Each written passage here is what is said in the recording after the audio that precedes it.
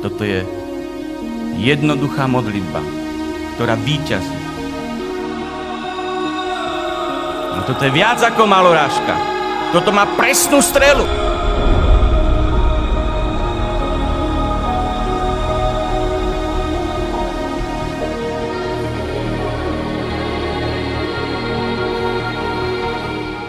Toto má presnú strelu.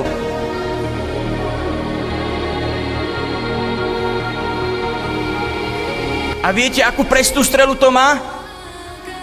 Tak ako Dávid strelil presne Goliášovi presne do čela.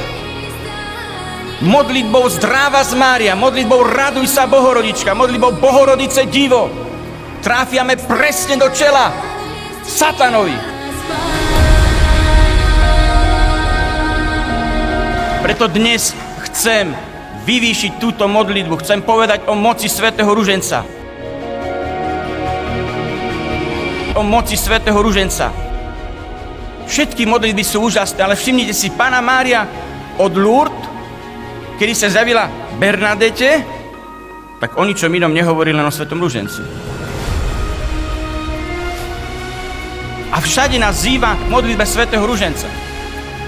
Zvláštne, že? Nepovedala ani raz, že by sme sa mali modliť jazykmi. Ale ona nám chce ukázať na niečo výnimočné. A to je nové evanjelium. Svätý Ruženec je nové evanjelium. Tu je celé evanjelium. Vo Svätom Ruženci.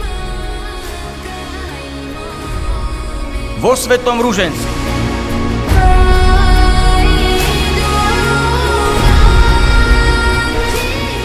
Ja viem, že medzi neveriacimi alebo medzi ľuďmi iného vieruvyznania, ale aj medzi katolíkmi počuť výsmech svätého Ruženca. Výsmech týkajúci sa modlitby svätého Ruženca. Prečo? Že je vraj veľmi príliš jednoduchá, príliš zdĺhavá, hodná viac pre staré ženy ako pre moderných ľudí. Klamstvo. With that weapon will crush you.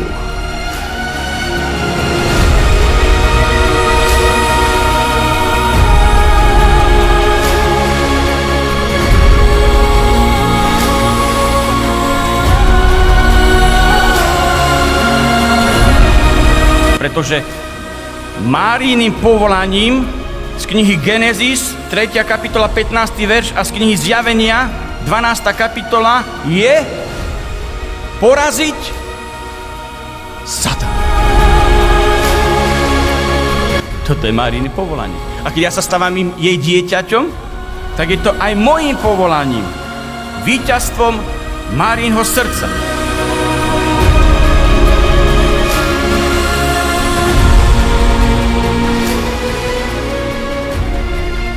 Toto je jednoduchá modlitba, ktorá víťazí. Life and society by means of the rosary. For the loss of the rosary, she said it's far and far away, and only those who have a deep prayer can get it back. Milé deti, oblečte si výzbroj a porazte ho s ružencom v ruke. A porazte ho s ružencom v ruke, zatlieskajme Panne Márii.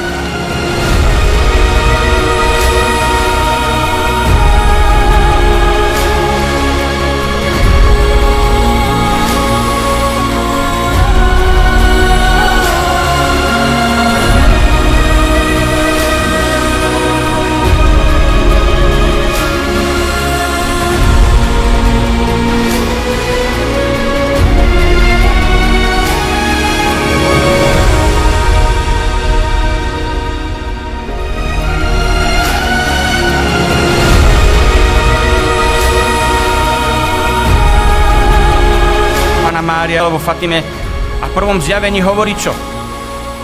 Denne sa modlite ruženec. Ján Pavol II sa modlil túto modlitbu.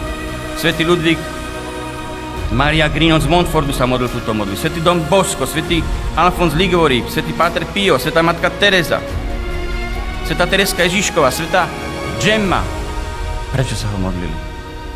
pretože videli, akú moc má táto jednoduchá modlitba. Ave Maria.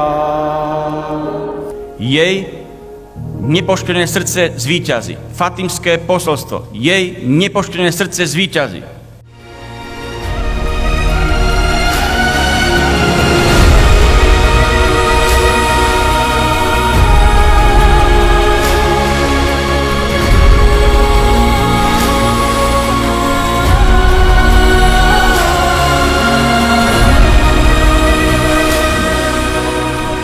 Pretože Máriiným povolaním z knihy Genesis, 3. kapitola, 15. verš a z knihy Zjavenia, 12. kapitola, je poraziť Satana. Toto je Máriine povolanie. A keď ja sa stávam jej dieťaťom, tak je to aj mojím povolaním. Víťazstvom Máriinho srdca. Milé deti, oblečte si výzbroj a porazte ho s ružencom v ruke. Zatlieskajme Panne Márii.